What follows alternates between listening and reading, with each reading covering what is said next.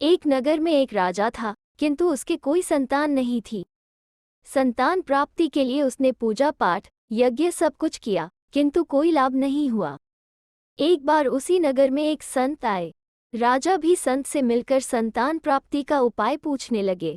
संत ने दुखी होकर कहा, महाराज, आपके भाग्य में संतान का सुख नहीं है, इसलिए तुम सांसारिक सुखों को छोड़कर भगवान की पूजा आराधना में मन लगाओ।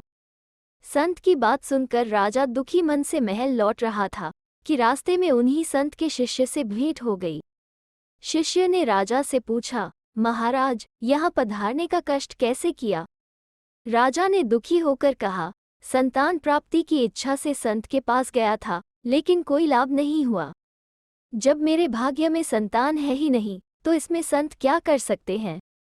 शिष्य ने राजा को सांत्वना देते हुए कहा कि आप चिंता न करें, भगवान की कृपा से आपके संतान भी हो जाएगी। शिष्य की बात सुनकर राजा खुशी मन से महल लौट आया। जब गुरुजी को इस बात का पता चला तो वे शिष्य पर बहुत नाराज हुए कि तुमने राजा से संतान होने की बात क्यों कही? संतान तो राजा के भाग्य में है ही नहीं। अब तुमने राजा को संतान होने का वचन दिया है, तो तुम्हें राजा के घर पुत्र के रूप में जन्म लेना पड़ेगा।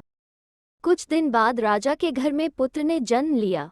वैसे तो वो पुत्र सभी शुभ लक्षणों से संपन्न था, लेकिन वो कुछ बोलता नहीं था। बड़े से बड़े वैद्य ने इलाज किया, लेकिन कोई लाभ नहीं हुआ। निराश होकर राजा ने नगर में घोषणा कर दी कि जो कोई राजकुमार को बुलवा देगा, उसे 1 लाख रुपए का इनाम मिलेगा। रुपए के लालच में अनेक व्यक्ति आए, लेकिन वे राजकुमार को बुलवा न सके। धीरे धीरे राजकुमार बड़ा होने लगा। एक दिन नौकर राजकुमार को घुमाने के लिए जंगल में ले गए। वहां एक शिकारी पेड़ पर छिपकर पक्षी को खोज रहा था ताकि उसे मार सके। इतने में ही एक पक्षी बोल उठा। आवाज सुनकर शिकारी ने उस पक्षी को मार गिराया। पक्षी के गिरते ही राजकुमार के मुख से निकला, बोला तो मरा। राजकुमार को बोलता देखकर नौकर बहुत खुश हुए और तुरंत राजा को समाचार दिया कि आज जंगल में राजकुमार बोले हैं। लेकिन राजा ने कह दिया कि जब राजकुमार मेरे सामने बोलेगा तो मैं तुम्हारी बात पर यकीन करूंगा। राजा के सामने नौकरों ने राजकुमार को बुलवाने की बहुत कोशिश की, लेकिन राजकुमार नहीं बोला। राजा ने क्रोधित होकर नौकर को फांसी की सजा सुना दी। राजकुमार फिर बोल पड़ा, बोला तो मरा। राजकुमार के मुख से एक ही शब्द को बार बार सुनकर राजा को बहुत हैरानी हुई। राजा के पूछने पर राजकुमार ने कहा, महाराज, जिसने आपको संतान होने का आशीर्वाद दिया था, मैं वही साधु हूँ। आपके भाग्य में संतान नहीं थी, लेकिन मैं बोल पड़ा, इसलिए मुझे आपके घर पुत्र के रूप में जन्म लेना पड़ा।